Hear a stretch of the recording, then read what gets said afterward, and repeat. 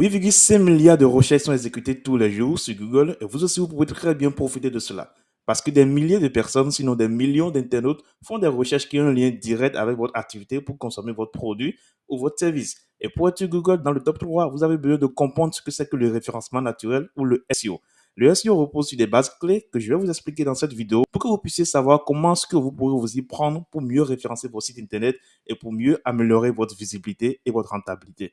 Ce sera sans blabla, je vous donne rendez-vous sur mon écran. Alors, pour commencer, pourquoi déjà faire du SEO? Vous avez besoin de faire du SEO parce que grâce au SEO, vous avez un trafic stable. Le SEO, je le rappelle, c'est le Search Engine Optimization. Donc, toutes les stratégies qui entrent en jeu pour qu'on puisse retrouver un site sur Google lorsqu'on fait une recherche donnée. Donc, un internaute qui part sur Google et qui cherche par exemple plombier Paris, va tomber sur des résultats. À part tout ce qui est sponsoré, tout ce qui est en bas ici est rendu possible par ce qu'on appelle le SEO. L'enjeu pour vous, c'est de faire l'essentiel pour que votre site internet puisse se retrouver là lorsqu'un internaute lance une requête qui a un lien direct avec votre produit ou bien vos services. Donc ça vous permettra d'améliorer votre visibilité et votre rentabilité. L'autre avantage majeur du SEO, c'est le fait que vous avez des prospects chauds. Si vous faites de la publicité sur Facebook, sur Instagram ou bien sur n'importe quel réseau social, l'internaute qui est sur Facebook n'est pas là pour consommer votre produit. Au contraire, il est là pour échanger avec ses amis et pour discuter avec son réseau.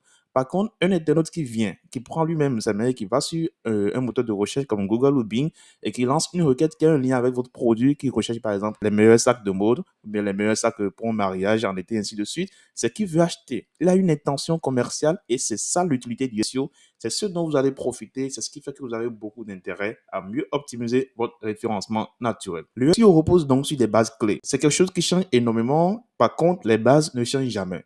Et lorsque vous maîtrisez les bases, c'est un peu comme si vous maîtrisez l'essence même de la science du SEO. Et ça fait que vous allez pouvoir vous adapter à tout moment. Et c'est exactement ce que nous allons voir dans cette vidéo.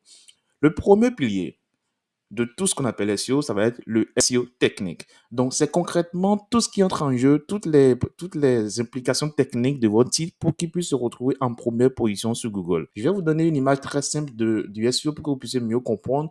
Prenez Google comme quelqu'un qui doit juger de quel site répond le mieux possible à l'intention de recherche d'un internaute. Un internaute qui recherche plombier Paris a une intention spécifique. Et là, Google doit parcourir tout Internet pour voir les millions de sites qui parlent de plombier Paris et pour pouvoir vous proposer le meilleur site qui saura le satisfaire.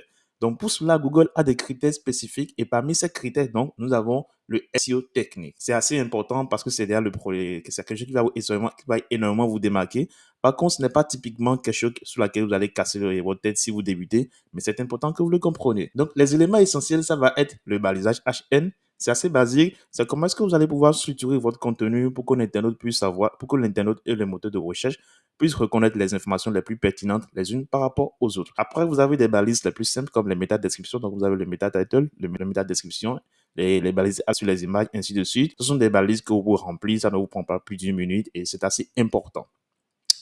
L'autre critère qui va entrer en jeu, qui va être très important, ça va être l'expérience de l'utilisateur. Alors, lorsqu'un internaute de recherche plombier Paris, par exemple, et tombe sur votre site internet, il faut quand même que le site puisse lui convenir. Il faut que le site soit assez facile pour lui à utiliser. Et c'est de ça qu'on parle lorsqu'on parle d'expérience utilisateur. Il faut aussi que votre site soit mobile friendly. Mobile friendly, ça veut dire quoi? Cela veut simplement dire que la majorité des internautes, et vous aussi probablement, vous suivez cette vidéo sur le téléphone, donc la majorité des internautes font des recherches depuis leur téléphone et donc naviguent sur Internet depuis leur téléphone. Il faut donc que votre site Internet puisse correspondre concrètement à tous les téléphones et soit facile à utiliser, même quand on est sur un petit téléphone. C'est pour ça que vous devez optimiser la responsivité de votre site.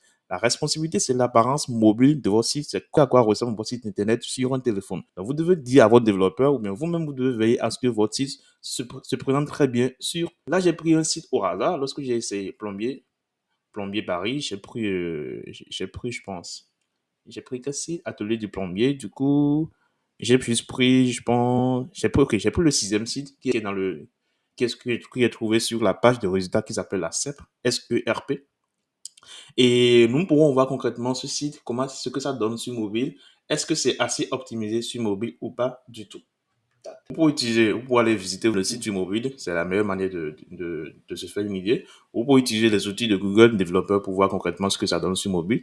Ça, ce n'est pas un site qui m'appartient, je n'ai aucun droit sur le site, c'est juste un site que j'ai retrouvé sur Google et je fais juste mon analyse avec. Alors, ce site, on le voit et il est optimisé, mais quand même, il y a encore des choses qui peuvent être encore parfaites. Donc, quand vous le voyez, l'optimisation, c'est ce à quoi ressemble votre site concrètement lorsqu'un internaute navigue sur mobile. Et lorsqu'on fait du SEO, globalement, les moteurs de recherche parcourent d'abord le site sur mobile avant de venir sur votre téléphone. Et les internautes aussi parcourent d'abord le site sur mobile majoritairement, sinon vous avez beaucoup d'intérêt à l'optimiser. Ça, c'est l'aspect responsivité.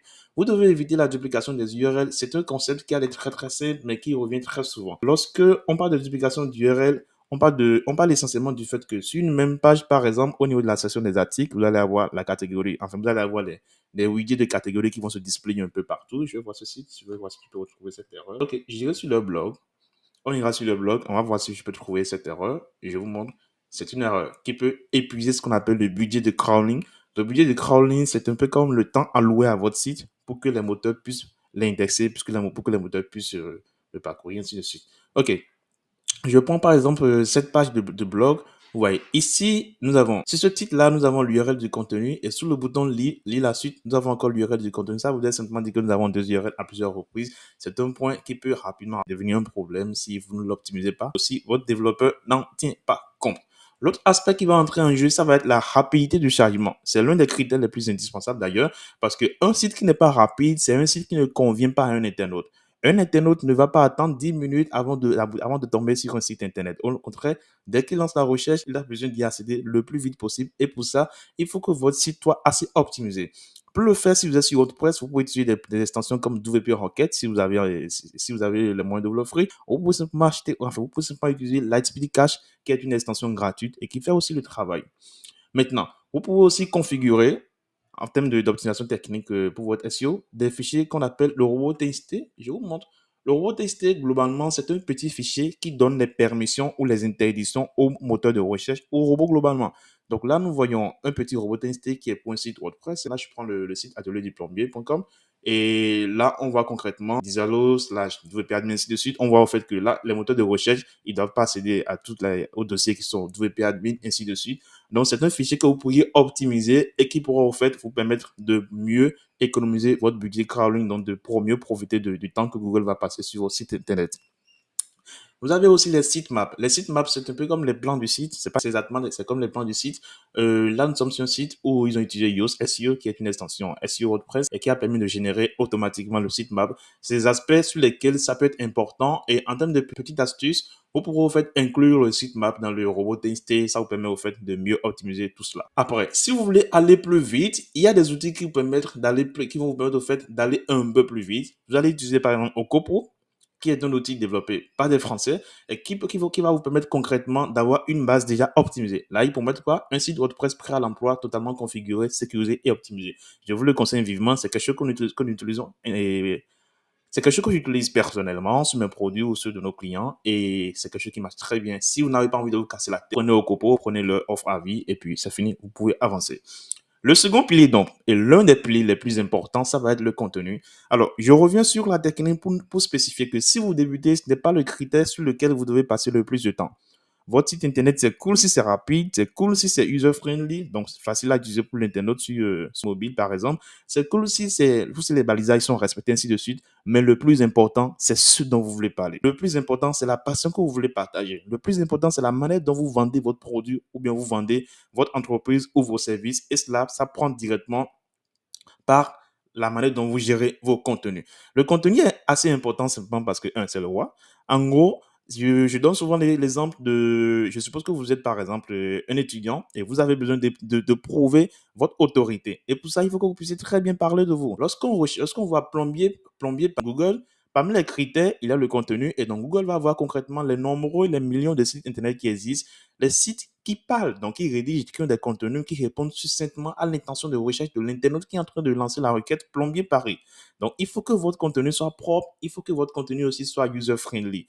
Globalement, on parle d'un contenu qui satisfait Google. Il y a beaucoup de choses qui entrent en jeu. Dites-moi dans les commentaires si vous voulez que je refasse une vidéo pour mieux aborder cet aspect-là. Et on parle aussi d'un contenu qui va pouvoir répondre concrètement à ce que l'internaute lui-même veut. Donc, satisfaire les moteurs de recherche, donc le robot, et aussi rédiger surtout pour l'humain, parce que c'est l'humain qui va produire, c'est l'humain qui va acheter votre produit, et enfin, c'est l'humain qui va parcourir votre contenu, c'est l'humain qui va acheter votre produit, votre service, donc c'est très important de tout centrer sur l'humain. Alors, l'autre chose qui va entrer en jeu, ça va être de pouvoir utiliser les bons mots-clés. Les bons mots-clés, c'est quoi? Si vous êtes par exemple un passionné de voyageur, c'est cool si vous voulez rédiger sur votre dernier voyage en Afrique ou bien si vous voulez rédiger sur votre dernier voyage en Asie. Par contre, il est important de vous demander concrètement ce que les internautes veulent entendre, les thématiques sur lesquelles les internautes veulent du contenu. Et pour ça, vous allez faire ce qu'on appelle la recherche de mots-clés. Dites-moi si vous voulez des vidéos plus détaillées sur le sujet, mais en gros, la recherche de mots-clés, c'est un conseil qui va vous permettre, enfin, c'est un processus qui va vous permettre, au fait, d'identifier les mots-clés pertinents pour vous et pour votre audience et pour pouvoir répondre concrètement à ces besoins-là. Il y a plein d'outils qui existent. Là, j'ai juste déniché deux outils que vous pouvez utiliser. USUGES, vous pouvez venir sur cet outil et vous allez renseigner le mot-clé que vous voulez. Et puis, simplement, là, moi, je vais renseigner à nouveau plombier Paris. Je renseigne. Là, je sélectionne le marché. Moi, je suis sur le marché FR. Donc, je vais sélectionner, non, je vais sélectionner pas France-Belgique, mais plutôt Paris, France-France, quoi. Ok, Cameroun, Tchad. Ok, parfait. Là, il y a la France. Ok, parfait. Je lance la requête. Et je vais pouvoir tomber sur une liste de mots-clés avec qui je vais pouvoir travailler. Deux outils que vous pouvez utiliser, ça va être des outils plus pertinents et plus complets comme SEMrush. C'est des outils qui peuvent devenir coûteux, qui peuvent rapidement être chers. Donc, je vous invite à voir concrètement comment vous pouvez utiliser leur option gratuite ou carrément rester sur Google Suggest ou bien peut-être développer des process internes comme utiliser ChatGPT pour faire votre recherche de mots-clés. Par contre, c'est toujours important de venir sur ces outils-là. Il y a plein d'outils qui existent. Je ne vais juste montrer les deux que j'utilise le plus. Par contre, il y a d'autres outils que je vous recommande comme Alloscan, qui est un outil développé par des Français et qui est aussi un outil très utile. Alors, ici, concrètement, qu'est-ce que nous voyons? Sur la requête plombier Paris, nous voyons qu'il y a plus de 8000 personnes qui recherchent en France. Lorsque vous voyez le drapeau français, ça veut dire que c'est en France. Ici, de façon globale, on voit qu'il y a 12 000 personnes qui recherchent. On en voit en France, on en voit aux US, on en voit au D, ainsi de suite. Alors, il y a plus de 2000 diverses variations de ce même mot-clé-là. Et ici, je vais profiter pour vous parler des deux stratégies de mots-clés qui existent. Il y a les mots-clés court traîne et il y a les mots-clés, il y a la stratégie de mots-clés court traîne et il y a des mots-clés de longue traîne. Court traîne, tout ce qu'on essaie de dire par là, c'est des mots-clés qui sont volumineux. C'est des mots-clés qui sont forts et donc qui sont concurrentiels et qui sont compliqués à atteindre. Alors, les mots-clés long train, c'est des mots-clés qui sont beaucoup moins forts, qui sont plus simples à atteindre et donc c'est encore plus simple. Alors, ici, lorsque je vois plombier Paris, ça fait 8100 personnes qui recherchent. Bien sûr, ce n'est pas des outils qui sont 100% fiables non plus, mais en fait, c'est plus des données approximatives. Et là, le taux de difficulté, donc le keyword difficulty, donc ce petit truc-là que je vois là, on me dit que c'est à 41. Ça, on met impossible, mais dans les faits, c'est pas si possible que ça. Si vous avez un tout nouveau site, vous allez avoir de la puissance, vous allez avoir même de la puissance pour atteindre ce niveau-là. Donc, ce que vous pourrez faire dans ces cas, c'est de viser des requêtes qui ne sont pas forcément élevées. Donc là, déjà, on peut parcourir plus. Je pense que j'ai prévu. Là, je viens sur extendre, par exemple, la liste des mots-clés qui sont liés à Plombier Paris. On voit qu'il y a Plombier Paris, 8100. On va plein de petits mots-clés, Plombier Paris 14. Donc, en fait, là, ils vont carrément dispatcher le Paris. Et vous allez voir, en fait, ce que vous allez vous positionner. Plombier Paris pas cher. Là, on va sur ce cas, 110 personnes, ainsi de suite, ainsi de suite, ainsi de suite. Donc, ce sont de petites requêtes que vous pouvez viser. Donc, par exemple, plombier Paris pas cher. Là, vous pouvez rédiger un article pour mettre top 10 des plombiers à Paris qui sont les moins chers, ou bien cacher un article du genre, au fait, qui va, au fait, mettre en avant les plombiers Paris qui sont pas chers et potentiellement aussi, votre site internet, si vous êtes un plombier. Vous pouvez faire la même chose si vous êtes un restaurant, la même chose si vous êtes une agence immobilière ou tout ce que vous voulez. Le plus important, ce que j'essaie d'expliquer, c'est que vous pourrez partir sur des requêtes qui sont longue traîne, des requêtes qui ne sont pas trop élevées en termes de densité de recherche et ça vous permettra d'aller encore plus vite. L'autre chose qui va entrer en jeu, ça va être de pouvoir tenir compte de l'intention de recherche. L'intention de recherche, globalement, ça va être l'intention dans laquelle l'internaute se trouve lorsqu'il est en train d'exécuter une requête. Donc, un internaute qui cherche plombier Paris, qu'est-ce qu'il veut? Est-ce qu'il veut recruter un plombier? Est-ce qu'il veut appeler, confier une mission à un plombier? Ou bien il veut juste s'informer sur ce que c'est qu'un plombier? Ou bien il veut juste naviguer sur les requêtes liées à la plomberie à Paris? Alors, s'il veut acheter, c'est une intention commerciale. Ça veut simplement dire que c'est un client qui est chaud, c'est un prospect qui est chaud, c'est quelqu'un qui peut vous intéresser. Et donc là, par exemple, sur SEMrush, on voit du CC partout. Ça veut juste dire que c'est une requête commerciale. Si c'est informationnel, ça veut dire que, donc, plombier urgence Paris, donc ça veut dire que la personne là veut s'informer, navigation, la personne veut juste naviguer sur la requête transactionnelle, ainsi de suite. Le plus important, lorsque vous produisez du contenu sur Google, lorsque vous faites la rédaction pour votre propre blog, mais votre site internet, le plus important, c'est de pouvoir répondre à l'intention de recherche. C'est quelque chose que nous allons voir par la suite de façon beaucoup plus détaillée. Je reviens à ce que j'ai prévu comme plan et on va le suivre. Alors, l'intention de recherche, je vais vous l'expliquer, c'est comment viser l'intention de l'utilisateur pour attirer le bon public. Produire du contenu de qualité. Analyser la concurrence, comment produire un contenu qui dépasse celui des autres avec des données riches. Si je dois rédiger un contenu sur les meilleurs plombiers de Paris, par exemple, je dois venir sur Google, donc venir au fait, lancer la requête et je vais parcourir les 5 premiers résultats ou bien peut-être les 10 premiers résultats. Je vais prendre les informations les plus pertinentes je vais voir la manière dont chacun aborde le sujet à sa manière. Enfin, je vais voir la manière dont chacun aborde le sujet et pouvoir en tenir compte, moi, dans mon contenu. Donc, mon contenu, ça va être un peu, en fait, ça va tenir compte de tout ce qu'ils disent, mais encore mieux. Donc, je vais tenir compte de toute la manière dont ils abordent les plombiers à Paris, mais en ajoutant beaucoup de data et surtout en répondant du mieux que possible à l'intention de recherche mieux qu'eux. Donc, il s'agit au fait d'analyser la concurrence pour savoir comment produire des contenus qui sont performants, plus performants que ce que produit la concurrence. Parce qu'au final, le SEO, ça devient un jeu de qui fait quoi mieux. Qui fait quoi mieux que qui. Donc, qui fait quoi? Donc, qui rédige quel contenu mieux que qui. Donc, le qui, c'est le second qui, c'est ceux qui sont déjà là avant vous. Ce que vous pouvez aussi faire, ça va être par exemple de sous-traiter vos contenus sur des plateformes, de confier la rédaction de vos contenus à des plateformes de rédaction qui existent comme testforce.com, qui est une plateforme qui a fait ses preuves et qui vous permet d'avoir des contenus qui vont se positionner en première position sur Google. Là, ce qu'ils promettent, c'est devenez premier sur Google avec des contenus, des tests optimisés pour le SEO. C'est un outil que vous pouvez essayer. Je vais vous montrer un petit exemple de... Donc, c'est un outil que nous éditons. Je dis non parce que c'est un outil que j'édite avec mon équipe de rédacteurs. Là, je vous montre concrètement comment ça se passe pour que vous puissiez voir comment est-ce que vous pourrez en profiter. Je vais voir un exemple de contenu qui est là pour que vous puissiez vous en inspirer vous-même lorsque vous êtes en train de produire vos contenus. Alors, sur Testforce, il y a plusieurs types de contenus. Du coup, on a les contenus hybrides, on a les contenus humains, ainsi de suite. Je vais choisir un contenu humain. Un contenu humain, c'est un contenu qui a été rédigé par un homme. Alors, lorsqu'on parle de qualité de contenu, on parle surtout d'un contenu qui va à l'essentiel. Un internaute qui recherche plombier Paris, il sait déjà ce que c'est qu'un plombier. Il sait déjà où se situe Paris. Il va voir même ce qu'il est à Paris. Donc, il ne s'agira pas de revenir sur des concepts qui sait déjà. Il ne s'agira pas d'allonger le contenu pour rien. Ici, ce qui entre en jeu, ce n'est pas la densité de votre contenu. Non, c'est la pertinence de votre contenu. Donc, il peut arriver qu'un contenu de 400 mots se positionne beaucoup plus simplement devant un contenu de 1500 mots. Parce que ce n'est pas le nombre de mots qui compte. Très souvent, les gens se trompent, ils veulent des contenus plus longs parce qu'ils pensent que c'est avec des contenus plus longs qu'ils vont pouvoir s'en sortir. Non. D'autant plus qu'avec l'intelligence artificielle d'aujourd'hui, vous pouvez avoir des contenus très longs en 2 clics. Il suffit de partir sur ChatGPT et de lui dire rédige-moi le meilleur contenu possible sur les plombiers à Paris. Je veux 15 000 mots, de relancer à chaque fois et vous aurez les 15 000 mots que vous voulez. Mais ça ne veut pas dire que vous allez pouvoir vous en sortir. Alors, pour dire un contenu qualitatif, un contenu qui répond donc à l'intention de recherche, vous allez vous poser les questions que l'Internet se pose. Donc, il a fait un plan beaucoup structuré, un plan qui tient compte exactement ce que l'Internet voudrait savoir, vraiment centrer l'Internet. Et là, pouvoir avoir des contenus qui sont hiérarchisés avec le balisage HN, pouvoir prioriser les informations, donc mettre les informations les plus pertinentes au début, mettre les informations les moins pertinentes en bas. Parce que ce qui se passe, c'est quoi? Lorsque vos contenus ne sont pas efficaces, c'est que vous risquez de faire fuir les internautes qui vont venir sur votre site et ça va augmenter le taux de rebond. Le taux de rebond, c'est le fait que l'internaute vient sur un site et disparaît. S'il vient sur votre site et il disparaît, ça veut dire que votre contenu n'a pas pu répondre à son intention. Donc, ça veut dire que vous n'êtes pas efficace et Google va vous déclasser. Donc, ça ne vous arrange pas.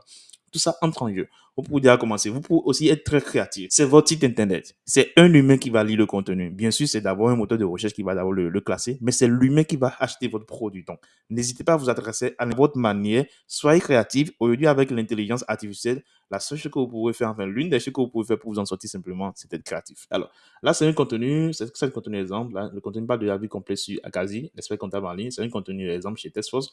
Là, on voit une petite introduction. On voit des crans ici, là, un balisage.